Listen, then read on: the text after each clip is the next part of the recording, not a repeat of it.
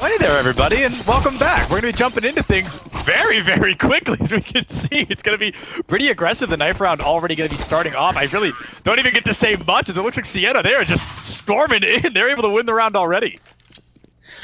Yes, and so now we'll see who goes with the whole, which side they're going to pick. I would expect Siena to pick CT, just sort of based on the things that we talked about in the pre-show. Where this is definitely the advantage to get into that comfort zone first and foremost. So this will be the opportunity for them to try to, set some of those standard strategies, their standard positions, try to take as many rounds as they can. Again, Marquette's a dangerous team in this situation. So I definitely favor the opportunity for them to kind of set this thing. And we see Marquette making a very aggressive push towards B. So we might see that first test very shortly. Yeah, Marquette, they're looking to storm in, and Siena punching well above their weight right now. By no means an insult to their own ability, but a compliment to what Marquette is bringing to the table. So we see a flash coming out early, and it looks like it's going to be Deans trying to find that first blood. Not able to pick up anything quite yet. Still getting aggressive, just holding W into the front door, but Alter finds one. Deans and Rem are going to be able to put down another. Nikomets does find that kill onto Prod. I think the damage has been done. Marquette, they've just got the numbers here. It was a good effort to try to, set the tone from Siena there. I certainly appreciate the fact that they had that quick rotate in. You said Mike Mike and Loki, one of the impact players that we've seen in previous matches. So I would expect that between the two of them, we'll probably see more of that effort and hopefully a round going the other direction. Absolutely. Siena now, they're really going to want to turn things around. A bit of a split approach, at least for the time being, from Marquette. We've got a couple in the middle here, a slow rotation around to B, and now that action coming out. Oh, it's going to be a double kill already. Turn the corner, Marquette able to find some great opportunities there. A trade does come through, so we're looking at a 3v4. If somebody falls on the side of Marquette, things will look a lot better for Siena, but this team, they're certainly not one to go down easy. Siena going to lose two more.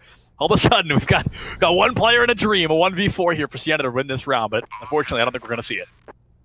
No, that was a quick and aggressive push. Like when you're on the T side and you're getting some of that aggression moving up into that mid on the second round can be really difficult to deal with, because if you don't have the equipment to deal with something happening in mid, especially a scout or even a deagle, it is really difficult to call out what's going to happen, and then certainly it's very difficult to defend against that on the B side. So we'll see them kind of reset. We'll think about the next round, and I think we saw the best version possible of what Siena could do there. Now that we're starting to get into a bye, I would expect that we'll see a little bit tighter defense on either side, and certainly a better presence in mid.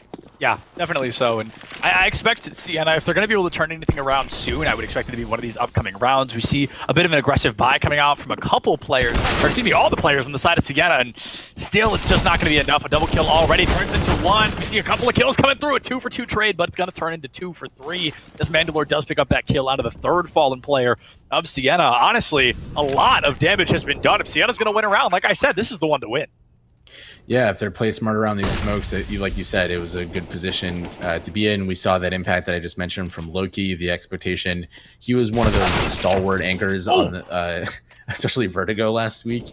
So seeing these opportunities to challenge on these early sites is awesome.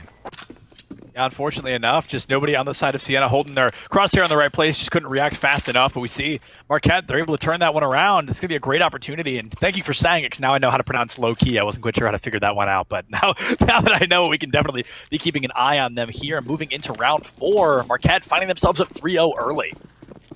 It's a tough position to be in. They kind of take a risk a little bit when you buy on round 3 with M4s, just because you always run the risk of exactly the situation that they're in. You buy up so you can compete, but if you don't have that kind of success with kills, you end up having to save for up to 2 rounds, and that's why you see a pretty quick although the first kill from Loki. Another one? A second, please.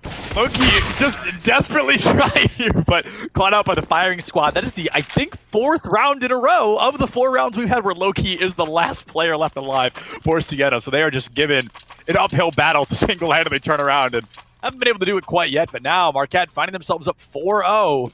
Siena, we've seen signs of life. I just feel like we need a little bit more coordination here. Yes, I think we're kind of dealing with those situations where, just classic early round issues where you're not really able to kind of put up the defense that you want. You don't have the equipment that you're looking for to play in your comfort zones. So now that we got Loki on the op, even though he's almost down to 50 HP, he'll have a little bit better time being able to defend in the way that he wants to, and they'll be able to execute some of those defense strategies that you would expect to see, or they would hope to execute. Yeah, Loki also one of 2 players with any eliminations on the side of Siena so far, but as we say it, buys the AWP as well, not able to land any kills there. A double kill now for Marquette. 3v5, maybe Alter can do something. Wow, just blink and you miss it. Alter putting down another player for Siena, and now they've got an AWP to work with as well. Trying to keep Mikey just secret. Oh, but it's really tough when Marquette is literally coming from all directions. Yeah, that was pretty much impossible. Maybe you click 5 heads in a row, right? You just pull this crazy Matrix moment, but realistically speaking, that's probably not going to be happening in a situation like that one. Marquette, I mean, just pulling 0 punches so far. Absolutely taking every round with stride. Yes, and they're hoping to live the dream and come up against a team that, from a paper perspective, certainly has the advantage and really pull off that Cinderella story that we were talking about before. And what I think the key is here is you've seen that Loki, even when he had that off in mid, had to give that up pretty quickly. And Marquette took advantage of that, rushing up Cat, getting into the vents area and ladder room, and just dominating that whole side of the map. So if Siena is going to have an opportunity to come through, they're going to have to see more of that. Yeah, I mean, this is the first time I think we've seen them with a numbers advantage the entire series so far. They find an elimination early, but it looks like they're going to lose out in the very same breath, so we're down to that 4v4. This is great as long as Siena plays it a little bit slow. I feel like Siena's been perhaps a little too eager to go for eliminations, when in reality, they should just let Marquette be walking into them. Yeah, I think this is definitely one of those opportunities to be more conservative and play a much more slow-paced game on the side of the CTs. It's tough when you see Alter, the designated operator on the Marquette side. What a great kill from OSU. Yeah, OSU is going to be able to find that kill onto Prod. Once again, tying the series up. They've got to get that AWP out of the hands here of Alter, because so far it's been nothing short of an absolute menace with this AWP. Now another kill, possibly OCU. That's a tough name. That player taking a lot of damage there, dropping down to 23 HP. Deans, I think you had to take a lick of damage still at that 100. A lot of progress coming out here for Siena. The rounds are lasting longer. They're doing a better job coming through with these engagements. But oh, there's another one. Okay, we're tied up once again, 2-2. This has been a great opportunity. This is probably the closest Siena's been to winning a round so far. Remy at 7 health. And they have the bomb down, which is even great, so they just need to not be seen in the pixels. All they have to do is stay alive. Oh, they did it. They did. Fahad plays a hero there. He's going to pick up the op, and that is exactly what Siena needs to do if they're going to continue winning these rounds. They need to force Marquette to slow down, because we saw as soon as they get aggressive, Siena has a difficult time with some of the rotations, just because Marquette is literally everywhere. And when you deal with those types of kind of smothering offenses, the best thing you can do is force them out of their comfort zone, force them to slow down, and just like you saw, take those 1v1 battles and most importantly win them. So huge to see Fahad coming out on that side and creating an impact in one of the most critical rounds. And I think now that we're seeing them going into the timeout, this is an opportunity for them to say, all right, that worked. How do we repeat that, and how do we keep them from getting too far ahead in a variety of ways? Yeah. Absolutely. We saw Siena coming through, and usually in a lot of other games, I would usually say something along the lines of it's dangerous to play to your opponent's speed, right? But if Siena just bunkered down, if they just got ready for Marquette to hold W the way they have been every single round so far, they could kind of turn this into a bit of a firing range, right? They might be able to get a couple of early kills on Marquette and keep that numbers advantage. We saw when Siena plays it slower, when they let Marquette overextend, that's where they get to shine. That's how they put that first round away. So I really want to see them play that same pace, that same style of just general patience. I agree entirely, and especially as you're saying that Marquette is one of the teams in week 1 that we talked about not necessarily having one particular standout player. Instead, they had a whole team of players that were able to make impact from so many different positions, and we saw that a little bit in that last round. You mentioned Alter when he got his hands on that op. Even at low health, there's still an opportunity to make insane impacts. We saw some games where in a 1v3 with 10 health left, an op can still make that a relatively equal fight with the right angles in the 1v1s. So Siena, as you were saying, if they can get in these positions to kind of get that that 2v1 setup, turn it into that a little bit of a firing range, win those gun battles, and force everything to be a lot slower, they're either going to win just based on the fact that the time is going to become an enemy, or something else. And we see Mandalore just getting showered with gifts from all of his friends. Beautiful. You love to see it. You love to see good teammates, right? Just giving away some gifts to a couple of friends there. I'm really curious. I feel like we've seen not a lot of off action for being on round 6, but more than I would have expected here so far, especially from Siena. It seems like they're really trying to open up that opportunity. I'm sorry, it was there. It was low-hanging fruit. But either way, I really want to see them just get a little more progress with it. This is the 3rd time they've brought one out in 6 rounds, and they've yet to really find some kills with them. So Mahad here getting pushed like crazy, about to have more. Walk out on top of him, finds one, but will be traded out by Remy immediately there. Headshot comes through, and Deans just stands still, goes for the plant, and lets it happen. Now a secondary attempt here. It's going to be a great opportunity from Fraud. Marquette, they've got the bomb plant down. They've got the numbers advantage. Oh, no. Yeah, they've got the numbers advantage once again. That's a tough place to be. Certainly love the cheeky plays from Siena playing up on that boost box, making sure that, to practice trigger discipline, which makes a huge difference in so many rounds. Yeah. This is a really difficult retake for Mike and Loki on their side, just because of the equipment and the positions that Marquette have taken up.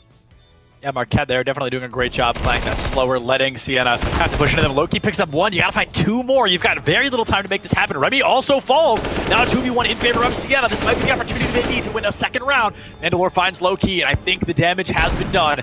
Might go for the kills, but that bomb is already planted. Yep, there it goes. That is going to be a double elimination. Marquette just barely sneaking out the win on the round. Such a hero moment from Mandalore and such a heartbreaking outcome for Siena. They did everything right there. Loki coming in with that P90, which can be really difficult against the AKs, no matter how much health you have left. Making a huge impact, getting those first 2 kills. But Mandalore just playing it so well from the apartment's position, making sure that every opportunity is a risk. Oh, Mandalore just taking advantage of those opportunities here. An aggressive Molotov coming out from, I believe that was chewing milk. I didn't whether or not that happened, but now another elimination comes through. Mandalore falls, but it almost feels like Siena is always just a little bit behind the ball, right? It feels like they're maybe 2 or 3 seconds late on these engagements. So Marquette, they're really able to capitalize off the back of that, finding themselves up 7-1. Yes, you're absolutely correct. And it's really difficult because CSGO certainly is a game of strategy and a game of weapons and equipment, but it's also an economics game. And when they're continuously being forced back on these positions, both the M4, A4, and the A1S are both more expensive. So your standard kit is just harder to get into. And when you have to spend an extra, $200 to $500 on a weapon, you're also giving up utility every time. So it's just harder to defend. And so you get that economic advantage. You just run into a lot of challenges. Absolutely. And, if you overcommit in the economy too much, right, then you're kind of shooting yourself in the foot, no pun intended, because if you overcommit and you lose the round anyway, you're really just helping out the enemy team at that point. Now 3 kills in favor of Marquette once again. Deans, just nothing short of an absolute menace so far. Just really starting to clean it up, really starting to make an appearance in these latter rounds that we've seen. Now walking into round 10, Marquette finding themselves 7 rounds in the lead. And now you're also seeing Siena on certainly full loss bonus at this point, so they have a little bit more freedom in how they can buy. But they're going to have to probably change up their defense position a little bit, just because in contrast to the round that they won, you're seeing a lot more 1v1 fights that are just difficult to win, both from an equipment perspective, but certainly no disrespect to Siena, but we're also just dealing with a different mechanics level. And so they really have to find those opportunities to swarm to make sure that they get those refrags and not running into situations like, unfortunately, Loki just did on Cat. Yeah, Loki, a really strong player in the beginning, was able to find some eliminations and was really keeping positive progress for Siena, really keeping the rounds close. But now, I think that's the 3rd round in a row they've been one of the first people eliminated. So maybe getting a little bit too overzealous, maybe a little bit too much hubris coming out from Siena there, trying to really hold W into Marquette when holding W is Marquette's favorite activity. So you're kind of trying to play a game that Marquette's probably going to be better at now. Already finding themselves up 2-2 here. Might be an opportunity, but no. Mike misses a couple of crucial shots, and Marquette, now they've got the numbers advantage all over again. And unfortunately, Fahad's looking at the B site, expecting them to pick up the bomb, and they did. And now they're going to have to deal with that smoke. So you have the choice of you spam through it and try to get something in mid, or do you wait? And unfortunately, they're going to have to wait. So this is definitely an opportunity where I think Siena could just save and not feel bad about that, because it's a huge economic game for them to keep one rifle at this point. Yeah, even one rifle can be, the positive start of fixing that economy that we talked about. Overcommitting a little bit too much, your economy gets a little shaky. But it looks like Fahad still holding the corners, holding angles, looking for some eliminations. If they can take down a couple players from Marquette with them, it's an aggressive move. It's a bold one, especially because Marquette, they've been winning these firefights pretty consistently. However, Alter gonna fall 1-1. Rem looking the wrong way. Fahad going for the spike instead. Desperate mistake there. Remy cleans up off the back of it and secures another round win for Marquette. I'll give it to them. They're, down 8-1 in that round. Your math in your head is thinking, like, we need to claw back any round we possibly can. So the challenge there is, like, there's so many spots to check when it's 1v1 and you don't have a little bit of pre-information about where someone could be. So whether you're forgetting someone that might be in Palace, or they might be on Firebox or Ninja or CT, there's so many angles and so many places that people can jiggle peek from and just make your life a living hell as you're trying to defuse that bomb. So it's a really tough order from Fahad, but getting that first kill on Alter, taking away the op, was a big deal. Yeah. It's going to cut into their economy. What I did really like about that last round is that both Chewy Milk and Fahad in that center position had each other's backs. They got that quick refrag. They took down those 2 kills and had a pretty good fight. But then we saw Chewy start to rotate onto A side on his own, and that's when Remy got that headshot through the smoke. Yeah. So the thing that I would love to see Siena concentrating a little bit more on is just like the lessons that I've been learning in Dota. Take the teams, take those that are a little bit out from the rest of their crew, punish them for doing so, and then just stay in a tight group. Perform, like the ancient battle of turtling with your shields and spears, and just take what you can get as you come. And this is certainly a position where it's less, I think, about the anchor strategy, about having one player that can hold down a site, and playing a little bit more retake. As you saw, obviously, in that last round, Fahad had some success there. If that had been a 2v1 or a 2v2 or a 3v2 on the side of Siena, I totally think that would have gone the other direction. Yeah, 100%. And I just wanted to very quickly, because our wonderful producer Juke brought it to my attention that I did call the bomb the spike. Yes, I cast Valorant way more than I cast CSGO. That's probably going to happen a lot. So y'all are just going to have to bear with us on that one. But jumping back into the swing of things here, I liked a lot of what you said there, and I feel like maybe Siena could find that great utilization in taking out those runaway players, right? Marquette, like you said, they're not really moving as a full 5. They're sending in a couple here and there that if Siena kind of played the right corners, played patiently, they might be able to take out some early from Marquette, give themselves that 5v3 advantage. And from the one round that Siena won, we saw it was because that aggression came out from Siena, or excuse me, that defense rather came out from Siena. They let Marquette walk into them. They found 2 elims early, and then Marquette had to claw back from a 5v3. That was just a numbers game at that point that Siena was able to put themselves out on top of. So maybe a little bit more gameplay like that could really give them a positive advantage. Yeah, and I think that's something they could even be applying right now, is they're on a save round. I mean, they're dealing with 2 guns, 1 SMG, 1 rifle, and they're trying their best to play around that. But I think this is a perfect opportunity where the Eagles can be super dangerous. And we saw that time after time as we were getting into that. And we saw Mike just take off Remy's head. So that certainly is an absolute testament to the power of those weapons. But we're now in a situation where they have to make a quick rotate, and we're going to see that already coming in. So it's tough. It's a really tough position for CN to be in. Absolutely. Some great action there from Chewy Milk, the only SMG on the team for Siena there. Gets the kill, already makes the SMG worth it. 4v3, but that's about to start into 3v3 as Audience, every time we're spectating, I don't think this player has missed a shot yet. But Chewy Milk down early, gets taken out by Mike there. So now, once again, a player advantage for Siena. At off, though, trying to make a world of difference here for Marquette. Going to be a slow play from Alter. Mandalore picks up a player, picks up a second one, and all of a sudden, the numbers advantage back in favor of Marquette. But if I'm Siena, low-key is the one person that I want in this 1v2 situation. Absolutely. So I am very excited about this, especially because Alter just made the mistake of going into that. No! So close, yet so far away. Like you said, I definitely agree. Low-key, the player you'd want in that scenario. And when we saw the health bar dropping outside of a firefight, I was like, oh, this is great. This is perfect. But no, unfortunately, Low-key wasn't able to land those crucial shots when they mattered most. And now Marquette already up 10-1.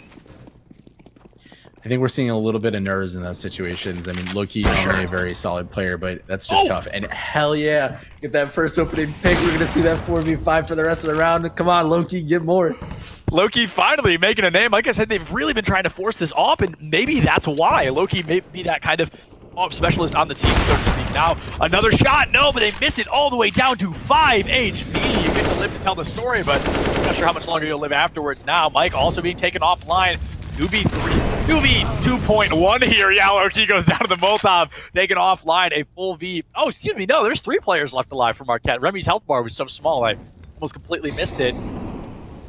Siena, Fahad playing it slow. Might be able to pick up this kill onto Alter, who's already taken a little bit of damage, but no, Alter with the op doesn't even blink before that kill comes through. Positive is maybe Chewy gonna get that hero. Oh, hey, that's the bomb, or that's the bomb on this site with Remy only at 16 health, but he's gonna make that transition back, and he's got plenty of time to do so. So now Chewy's on that position of running into the op. Oh man, indeed. Oh man, indeed. That one hurt. Chewy actually had almost more HP than the other 2 combined, but it simply wasn't enough with an op online quite like that. Marquette, they're well over double digits. They're on 11 now. Siena's still only able to put that 1 away, unfortunately. This has been, I don't want to call it a devastating series, but I mean, this has been so heavily favored for Marquette. But I think if you're oh man, that one way just really favoring Alter, because that man just does not miss. We saw 2 rare misses, I think, in the last round, which ultimately favored them. But boy, that's tough coming into a site. That certainly is. We've got almost every player on the side of Marquette at double digits. We've got not quite the same from Siena. They've got a couple of eliminations across the board. Nobody in double digits quite yet. So this is obviously, as most CSGO games are, coming down to those raw eliminations, those raw logistics on success. Now, Chewy is going to be able to pick up a kill with a little bit of help from the teammate there onto Mandalore. Remy going for, I don't want to call it a flank, but going for a long rotation. Puts down Chewy Milk, and Marquette wins the round once again. We're seeing a lot of that comfort of playing together for so long from Marquette in that position. And you also mentioned before that they like to rotate in people that kind of specialize in particular maps outside of their core 4. So I think we're seeing a lot of that play out in this.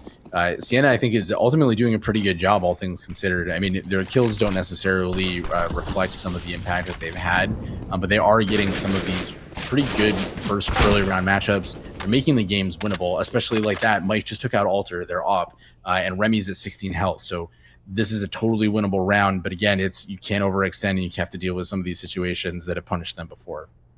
Yeah, absolutely. And Mike able to pick up Mandalore as well there. So a double kill already in the round. Siena looking good. Low-key finds Audines. Remy picks up low-key, but I mean, we're looking at a 4v2 right now. 4v1.1. This is going to be a great opportunity. The Molotov almost takes out Chewy, but they get the tuck tail fast enough. Still over a minute on the clock, and Prod finding Fahad, though. Almost tying things back up, but Remy goes down. Prod, the sole survivor, has to give us the clutch of a lifetime, or Siena might be able to will put a second round on the board. And getting a little bit of revenge there, Prod with that nade kill is definitely a good way to remind them that they're still here as they go through that whole process. So Siena, 2 rounds, not a great scoreline going into the second half as we do round 15, but if I'm on their team, I'm pretty proud of the accomplishments that they've made there. For sure. I think that there's definitely an opportunity to be here. And on the T side, I think that there's also, CT definitely gives you some more comfort in kind of setting the pace of the game, especially if you're Mikey Metz. Wow. That's that overextension that I was talking about, especially from a player of Loki. I would have expected a little bit slower, methodical play. Yeah, I'm going to say Mikey is just, I mean, their non-sponsored Gamer Liquid has certainly kicked in here in the latter half of this first map. Really, I think doubling their KD in the last 2 rounds. Really doing a great job so far. Some great trigger discipline here from Siena as they're able to sneak up behind the player from Marquette, but not going to be able to find much. Moving perhaps a little too slow, not able to pick up that counter kill, and now the smoke's going to block off that entrance. Yeah, and Remy definitely heard that, which is why you saw that counter smoke going down behind, and that puts Mandalore in this defensive position. That's a tough place to come from.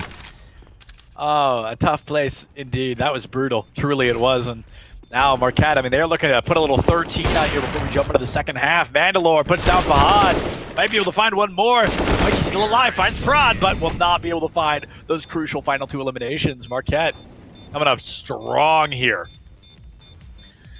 Exactly. I think as we kind of anticipated, we were going to see from the first couple of attempts and outings from Marquette against some of these newer teams that we talked about before. But again, as we mentioned a couple of times, I think Siena, all things considered, is putting up a pretty good fight. Yeah. I mean, the score certainly favors Marquette. We're certainly expecting the second half to be one hell of a battle, and there's a big mountain. Like, it might not be Everest, but it's at least Kilimanjaro, and trying to get through that is going to be no small task. But this is also an opportunity where T's can get a little creative. I started to say that the CTs can be a comfort pick, but T gives you an opportunity to be weird and wacky, do weird off-angle stuff, just make CTs furious the way that you're playing. So I think that if low-key steps up, we saw some great moments from Mike and even Fahad there. So if they continue to execute on that direction, we could see some great rounds come out of them. Absolutely. And I hope people get weird and wacky. That's my favorite thing about games like this, is people that give us the unexpected, the off meta, if you will. So that would be quite interesting to watch. Like you said, Marquette now on the tee, going to try to make a statement here in this round 16. That's hopefully going to be enough, but Mandalore holding the angle of a lifetime, misses every shot, so no damage. Oh, excuse me, 1 damage did connect, I believe. Chewy puts Mandalore down. The spike plant, or I did it again, the bomb plant going to be coming through here from Mikey, jumping down. It's going to be a great opportunity. Siena already looking strong here, but as I say, an Alter coming through with that double aggression. It's going to be great here to keep Marquette on top. Oh, man. Oh, Mike. Oh, Mike, when you it was planted for Cat and then you end up in a, or I think that was just planted for T-Apps, but, you know, trying to play from Cat and then you turn around the corner and you just see 3 CTs staring at you with their USBs. Yeah.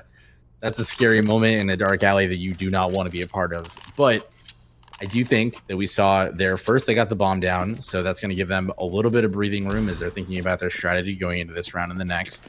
And we did see that, with the exception of Alter, just again showing why he's one of those top impact players and currently on the leaderboard in terms of KD. Boy, oh boy, low-key. Low-key is anything but. Let me tell you, I believe the highest KD on the team. Oh no, excuse me, Mikey is going to be in the lead. Mikey is in the lead. The damage has been done here, though. Prod comes through, trying to find a couple of kills here. They are going to get taken out by Loki there with the help of that player whose name will forever escape me. Audience now able to find another kill. 3-1 right now. Fahad has an absolute dream getting closed in, but no, not able to shoot fast enough and land those shots. Marquette, I believe, has now officially put us on game point. They have indeed.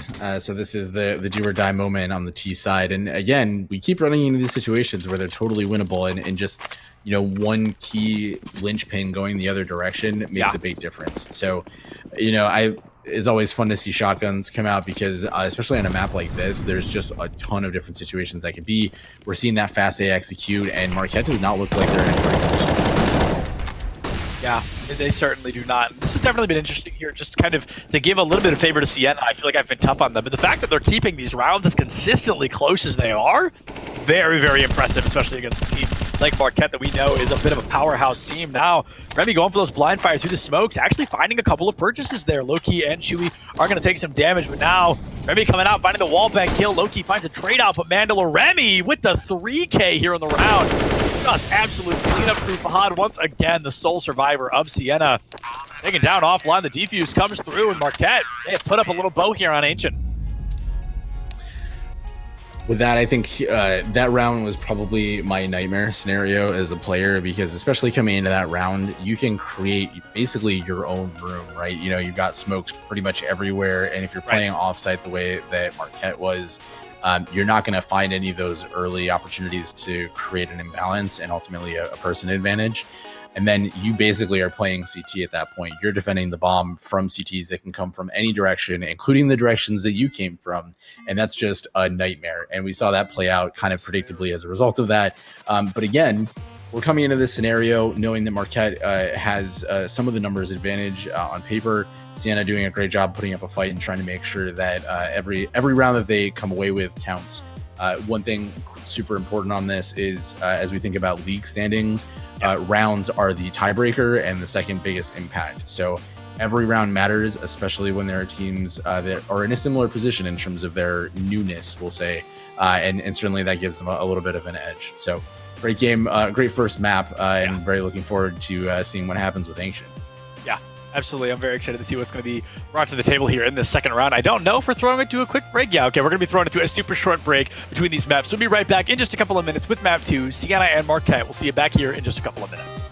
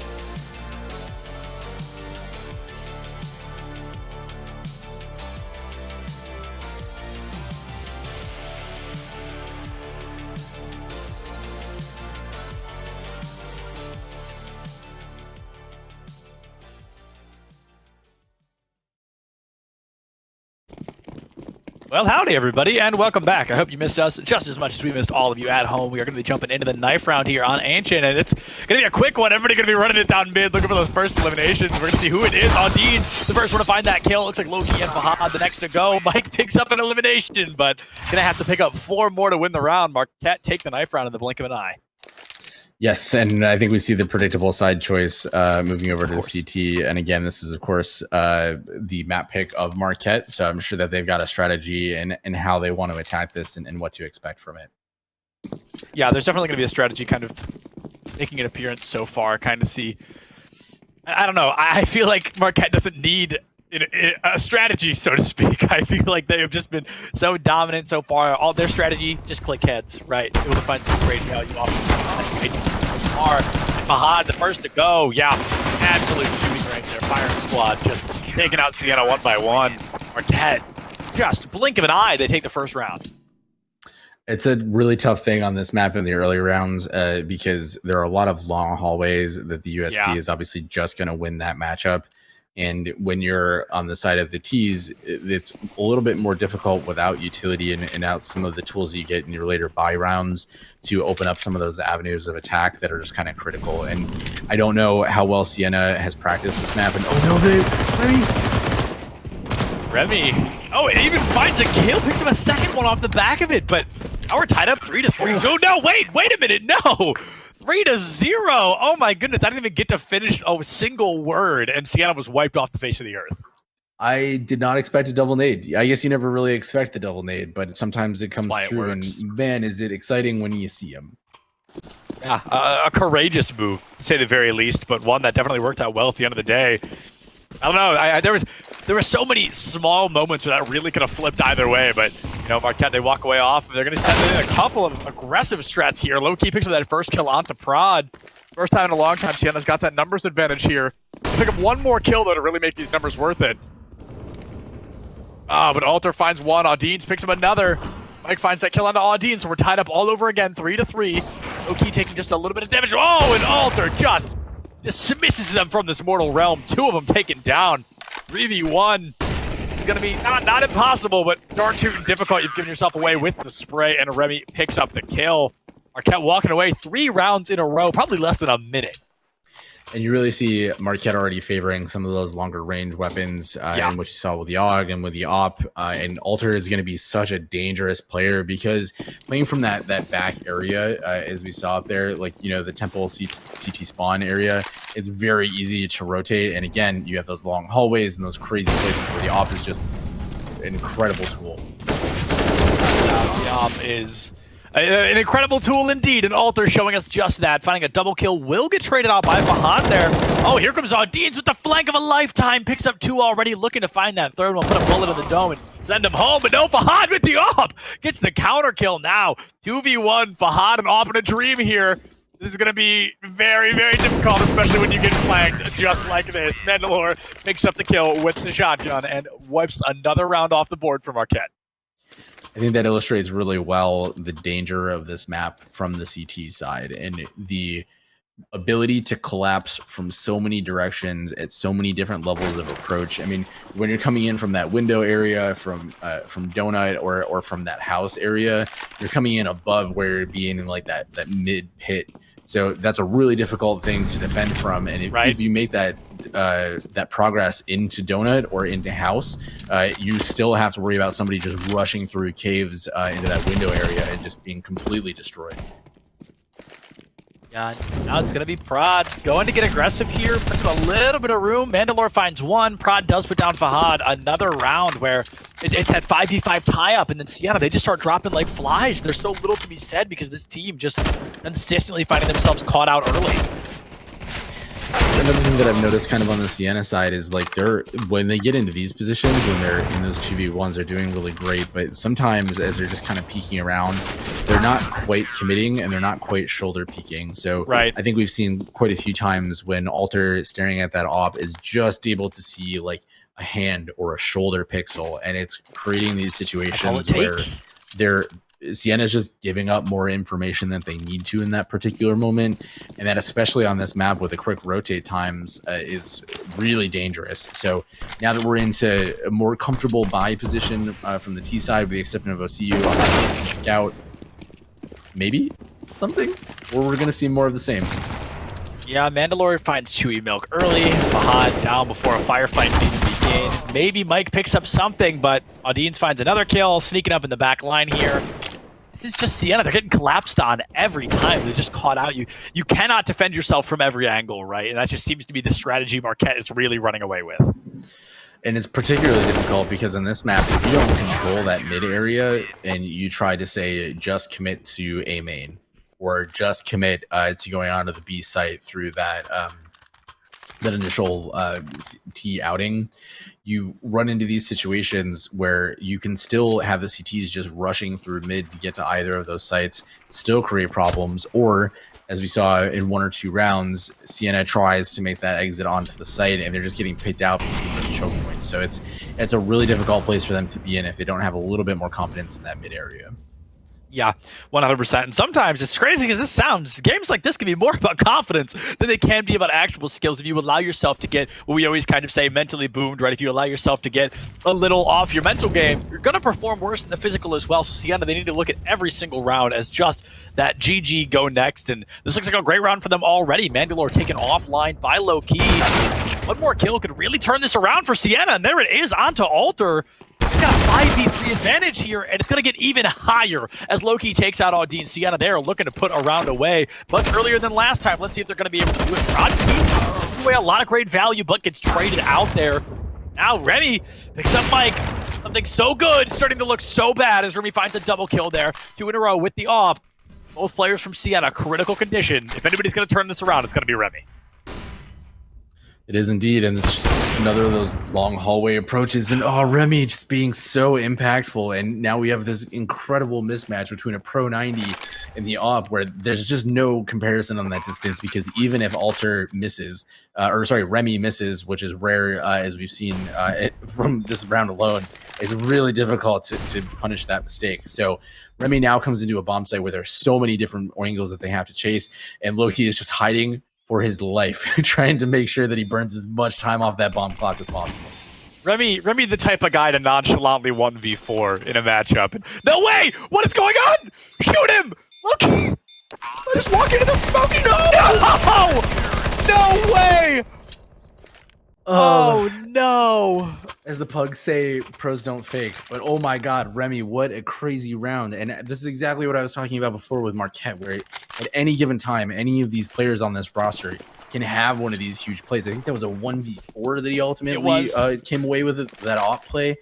Wow, and if I'm Low-Key, my heart goes out to him. That's such a difficult thing to play when you have a smoke and you expect a player at a high level to mess with you, right? And you're gonna see that happen, but no, he sticks it. He doesn't do anything. Making up a little bit for that smoke play before. I don't know. I feel like you're gonna have to really put in the work to make up for a play like that. I feel like you're gonna have to work a little bit harder. But again, they were so close last time. They might be able to turn it around this time. This is good. The unpronounceable player here able to find 2 kills early. Remy goes to find one of their own. Low-Key falls, as does the bomb. Another round, Siena starting so strong, but as long as Remy is alive, I would not consider it winnable quite yet. There was such a huge misplay there to put the bomb in those back halls. It's heartbreaking to be in these positions where you see Siena just having these moments of brilliance. You saw OCU there coming out, getting 2 massive opening kills onto the B site, and then they just rush back halls with that bomb, and it just a huge miscue to be able to say, onto the A site there, or B site, excuse me, A site, ancient, whatever sites. It's a difficult ancient, thing. You know. The things with the places and the stuff. Yeah. So, like I said earlier, I know Valorant much better than I know CSGO. Is there a sound when you start defusing the bomb in CSGO? Is there like an audio cue? There is. You have that little beep. Oh, then maybe Low-Key's just got to turn his headset on. I mean, if there's an audio cue. I think you heard him. He was just expecting that fake a little bit. The fake, because, yeah. You know, like if I'm playing around that, that's probably what you're gonna try to do, especially because you have that post on the B site there. Ooh. Oh, he knows. Knows he's gonna keep going for it. Not able to land it quite yet, but he knows somebody's back there. Gets traded out on the smoke. Alter gonna fall, but Fahad not far behind, giving that player advantage once again to Marquette. Audine's making it even larger here. It's 3v2 matchup. Loki and Mike left alive. Mike, a bit of a quiet player this round. I feel like we saw them a lot more. Mike, oh, panic. Not a great moment. Sends the frag. Hello? Mike going for the aggressive kill there, but will get killed instead. Marquette going up 9-0 here on Ancient. That was a really difficult position to be in, and I feel like we've said that in a couple of these rounds where you know we try obviously not to be biased, but we're certainly in this position where I think we're both kind of cheering for Siena to put up the best fight of their life here, and you just have these moments where you're like, you have it. I mean, a huge shout out to Asiu here, making these huge impact plays, which he's not the highest on the scoreboard, but he's doing really well, and especially compared to Mirage, where he was so quiet, just kind of across both halves. He's coming into these positions and making a huge difference, but Siena's just ultimately not able to capitalize them, and we see some of these moments where we're like holding our breath, just hoping for that moment. Yeah, 100%. I'll say, we're not supposed to be biased, but I'm always rooting for an underdog. We all usually are, right? So I definitely want to see Siena really turn anything around, but Alter, I mean, we talk about players kind of being quiet here on Ancient, but Alter has been making a lot of noise, really woken up here, currently sitting at 10-4, I believe, so or 10-2, I don't remember which way it's ordered. I've been thrown off recently, but either way, 10 elims, that's the important part. First player in the lobby to do it as well, just really putting in the work on Siena. KAD for us, not KDA. KAD. So I was right. It is. Okay. Dang, game's got to stop doing that, man. It's really starting to throw me off. I feel like every new game, something different happens. I am looking forward to Siena putting their first round on the board, which may not come until the CT side, and that's fine. But I feel like we talked about the momentum-based elements of this game. Yes. It really is that huge mental game, and if they're able to just get one kill going in the other direction, like an MP5 winning against an A4, that definitely is an option to make something amazing happen. A4 rhymes with Mandalore, which is a great opportunity to start talking about them. You're able to find that back-to-back double kill. Alter and Audine's putting down Mike. It is just a shooting gallery for Marquette right now. Alter may finally fall, will be taken out by Low-Key, now a 2-2. No more ops online, I believe. Yes, we're going to have full-blown ARs here coming out. The bomb is together, they're going for it, they're going for the bait. Remy in from the back line. Oh, and Prod puts down Low-Key. Marquette, they're hitting 11 here in round 12 of the matchup. This is just, whoo, this is something. It is indeed. I have really appreciated each one of those moments. You just kind of hold on to them as that precious memory of thinking, all right, we can take, if you're in the mindset of Siena, we can take the fact that, we got a bomb down, or we can take the fact that we got a shotgun kill or anything like that as, just that little spark going into the next round. Or Mike Met taking off Mandalore's head going into the B bomb site is critical. Yeah, so do you, another question, because CSGO, do you get additional credits for planting the bomb even if you lose the round? Yes. Yeah, okay, great. So more money, less problems. Right, absolutely. Absolutely. So yeah, that's definitely a small victory, right? You're able to plant the bomb, and that's going to give you a great opportunity to have an econ in the following round. Now, unfortunately, that econ did not work out well for Siena, but c'est la vie, as is show business. We, again, have definitely talked about pulling the short straws, unfortunately, something Siena's had to rock and roll against so far. This is going to be a seemingly relatively one-sided series, but a brand new team going up against a 2-year seasoned veteran team. This is about as we expected. I think, again, we've talked about a lot of those foundational benefits of what's happening here, and I'm pretty excited to see where they're going for that rest of the season. Chewy! Oh. Great opportunity now. Going to find yourselves up 4-3. Possibly a good opportunity here for Marquette to make an appearance, or excuse me, for Siena to make an appearance here in this round, but Alter going to be the reason that they can't. Low-Key taken offline early. Alter looking for that secondary shot. I was ready to smoke, goes for the blind fire. Not going to be able to find 2 of those in one game. So, wow, really overdoing the shots a little bit. Oh, and it's going to be that flank that is able to find Alter down 3v2 now in favor of Siena. They plant the bomb. The clock now ticking for Marquette. They're going to have to engage, and a kill right here is going to help them do just that. Mandalore puts down Chewy Milk, 2-2 lineup here. These ops just making a world of difference so far. Let's see if Marquette can clean up this round as well. Nope. Love it. Love it. I'm calling it. Siena's the winner. Just kidding. But I do think that was a really good position where we got to see that one, if you have utility, that makes a pretty big difference. As you make sure that some of those long areas of very vectors of attack is the word I was trying to say, then you can take away a lot of the power, because Alter, you can see it by the score, you can see it by the kill feed as that goes by throughout the round. If he's up and he's making an impact, like the round is very far from it. Very much so. Now, Siena, they're going to be able to find their footing once again. They tie things up 3-3, or excuse me, 3-4. They've actually got the player advantage. Mike at 11 HP. Chewy might be able to find something. Will do just that. Prod picks up Fahad, but that still might not be enough. 3v2. Siena, this is a great opportunity, but as long as Alter is breathing, as long as Alter has that op in hand, it's going to be the way to do it. But Alter removed. Oh, I love knowing where people are, because what a shot that would have been. Still picked up anyway. And OCU really making a name for themselves here. I mean, they very much have woken up. Yeah, I think he might be the Siena King of Ancient, if we could give such a title to start with. He's certainly making that impact on the T side there. I'd love to see it. And the approach to that round, I think, is exactly what I would have loved to have seen earlier. Obviously, dealing with the end of the first half here, more of that hard aggression, more of that utility execute, which again, this is a map that's still pretty new. It's not something that people can remember from like 1.6, where like, of course, I got the smoke over tons into like, doors on B or something like that. So some of those are just a little less obvious, a little less practice, and also really difficult to line up. So they're doing their best, and I appreciate that what we've seen from them so far is at least giving them a little bit of success. Yeah, so back on map 1, I definitely talked a lot about how I thought maybe Siena should be playing a little bit slower and kind of wait for Marquette to walk into them. And honestly, I'm starting to change my mind a little bit. It seems Siena has been most successful when they just storm the barn, right? When they kind of just hold W and walk into Marquette. It's something they're not really expecting. It's these slow approaches that really give Marquette that opportunity to corner peek, swing around, and get those first bullets. And those first bullets are usually the ones to make the difference in a fight like these. Absolutely. And I think the other part about this map is that there's just so many of these choke points you get stuck in. So if you are slowly walking into this site and the CTs are aware of your presence, then they're going to make that rotation very quickly. There's going to be just a whole host of people waiting for you to come out on the other side of that smoke or flash or molly, whatever it is. So just forcing your way through that bottleneck is certainly a valid strategy here, and it obviously worked in the 2 rounds that we saw from them, where they were able to get some of those early kills. I see you coming up and just saying, you know what, I'm gonna take the reins here, and Mike and Pango, their IGL, just credit to them for letting them take that role. Yeah, very much so. Sometimes you've just got to put the right weapon in somebody's hands, and it can make a world of difference. Right? So far, I feel like that's really what we're starting to see with OCU.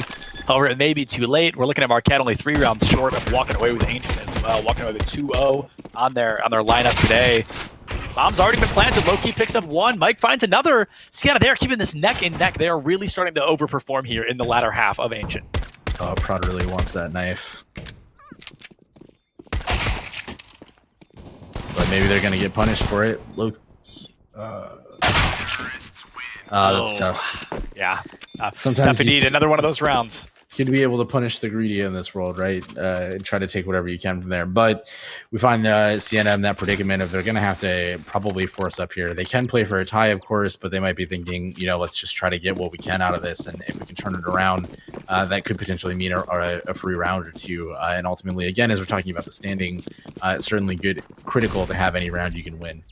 Yeah, walking away with 2 16-2s is really going to be hurting Siena later down the line, so they really want to try to find as many as they can. But as 3 players fall in the first 5 seconds of the round, I mean, there's really not much you can do.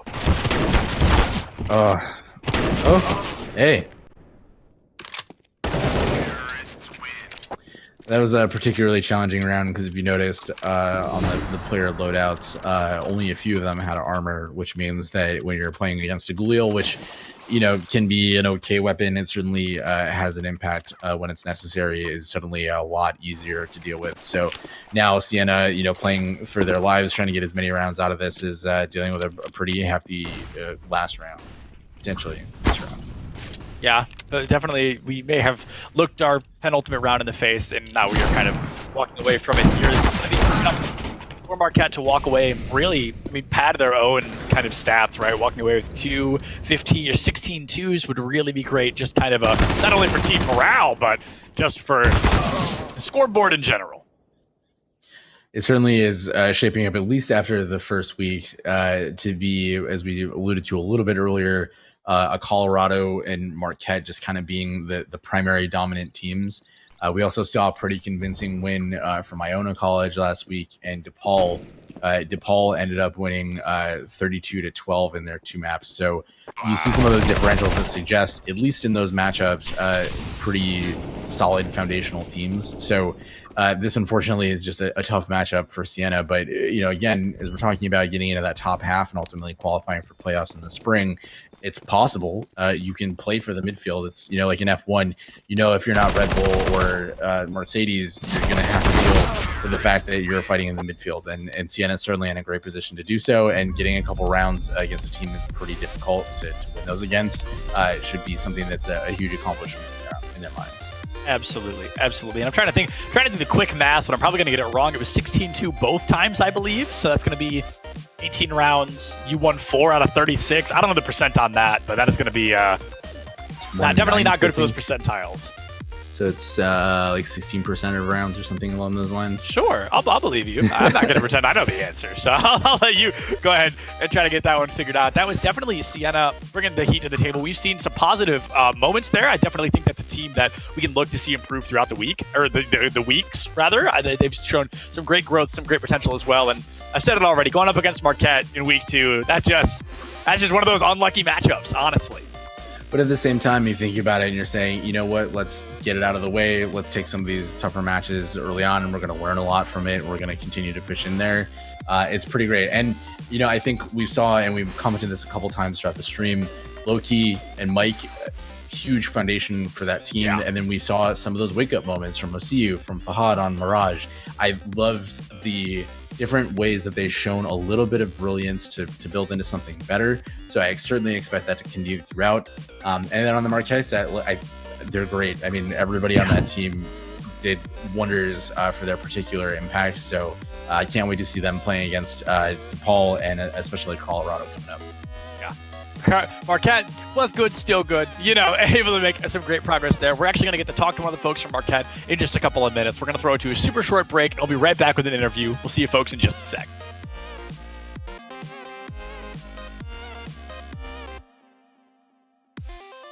All right, did you tell me not to throw and then I did anyway?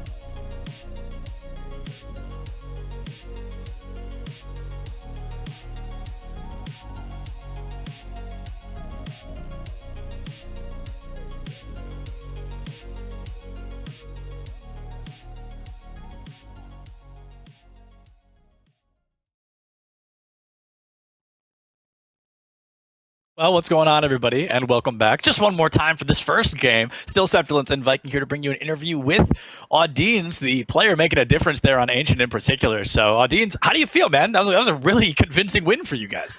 I felt super nervous going in, obviously, because it's like my first collegiate CS game, and I play Siege for Marquette, so it's not like I'm super new to the collegiate like esports scene.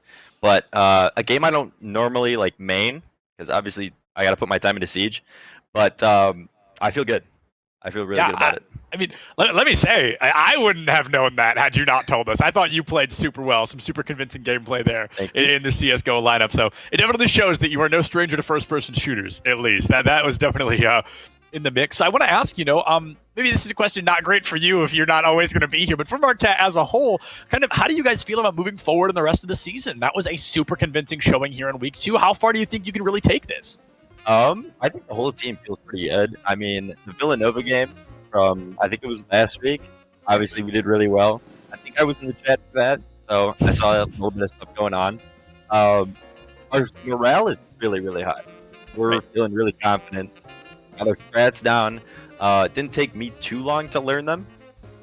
This whole week, it was like, I had Siege practice on Monday, CS scrims on Tuesday, Siege game on Wednesday, more CS scrims on Thursday, and then this.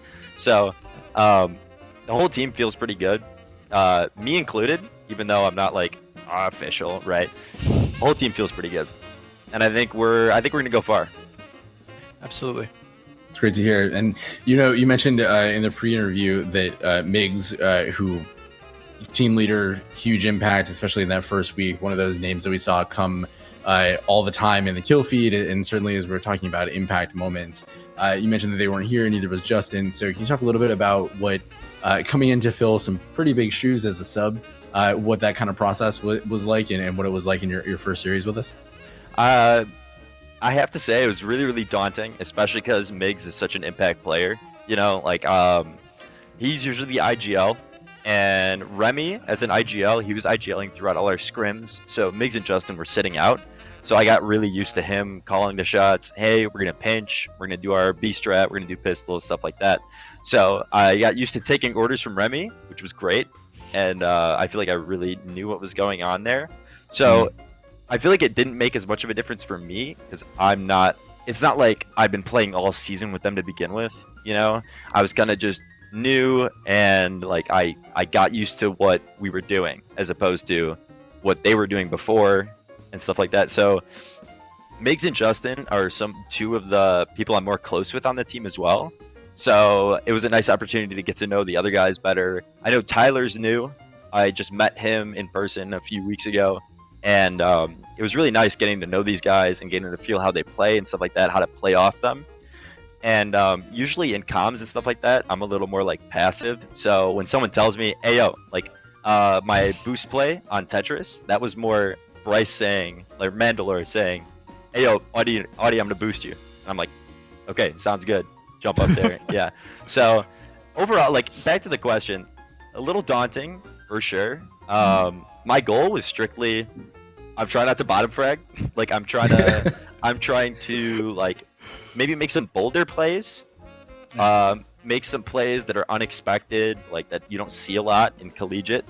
That's usually my like policy in Counter-Strike in general because I'm not that experienced. So I usually tend to swing more. Sometimes it's good, sometimes it's bad. Usually Migs is the one like on me about it. Hey, don't swing that. You don't have to swing that. Just peek for info.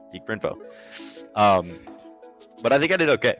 I think I did a pretty decent job filling those shoes. I think the results certainly speak to support that. And it's always good to see new blood coming into these servers, especially because, CS is a new title for us as a league. It's really exciting to see where the teams shake out to that. So I appreciate that. And speaking of some of the prep that you were talking about, when we were doing media week, we talked a lot about the maps that teams preferred. Ancient was the only one, Marquette was the only one that mentioned Ancient as a pro, as opposed in a positive to a con. light. And in your first map on Mirage, like that's basically the new Dust 2 of CSGO. Well, new, old, whatever, it doesn't matter. But it's pretty canon. Like the strategies I think are mostly established as you watch pro and things like that. Ancient's still pretty wide open. So coming from CS not being your primary game, coming into a new team, was there anything about Ancient that kind of like really stood out in terms of what you had to do as a team to prep for that? Or were you kind of relying on the fact that your people were more familiar, you hope, than most of the teams across the rest of the league? I think that was big, the fact that like my team had prepped for Ancient before. Like Mirage, yeah, I watch a lot of Mirage, I play a lot of Mirage, I lose a lot on Mirage, like I've been through that map through and through, and it kind of feels like there's not much left to learn. But with Ancient, I remember talking with Migs when they were talking about map bans, and he said, I think we're gonna play Ancient. I was like, why would we play Ancient? That doesn't make any sense. Like that, let's go Mirage Vertigo. Let's go Mirage Vertigo. All right, keep it simple. But I definitely think it was smart from him. He definitely knows what he's doing as a captain, and learning like the callouts and stuff like that. I usually pick that up pretty quick, although it's easy on like CT because I'm just in house every round. That's right. It. And sure. I'm just sitting on B site, so I only need to know that little bit. But I think that it was a good pick, like picking Ancient, because if we're the only team that practices Ancient and we get Ancient, then I think that's a pretty like distinct advantage. So I'm happy about Ancient, actually, surprisingly.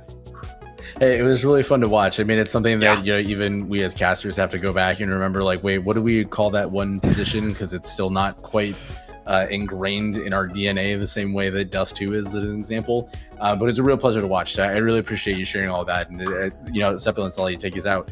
Yeah, absolutely. Audience, I gotta say, I hope we see more of you, man. I know you said you're like an emergency sub for a sub, but you really put on a great show today. So I really appreciate you coming out and joining us for the interview as well. Yeah, anytime. Yeah, so I want to ask you. Yeah, I want to ask you one more question before we close out. I know that sounded like a closer, but I did want to ask you this. We always love to ask, is there anybody you just want to thank or shout out while you've got, the hot mic in your hands? Oh, absolutely. So I know my buddy Briggs is in the chat. He's been cheering me on. Like about every round, I'd hear the little Discord, and I'd check it, and he'd be like, "Dude, no way, you're playing out of your mind." And I'm like, "Yeah, that's what I wanted." So Briggs, shout out to him because he's actually in the stream, like watching me. And I don't know if you guys, I obviously I'm not like a huge CS guy. I have to shout out my friend Kieran because he let me borrow the Prince, the X-Ray, and the Howl. So it was kind of like I have these guns, right? I have these skins that I borrowed from my buddy, and I'm like, I have to play with them. I have to put on a show. Yeah, especially a Howl, man. That's no joke.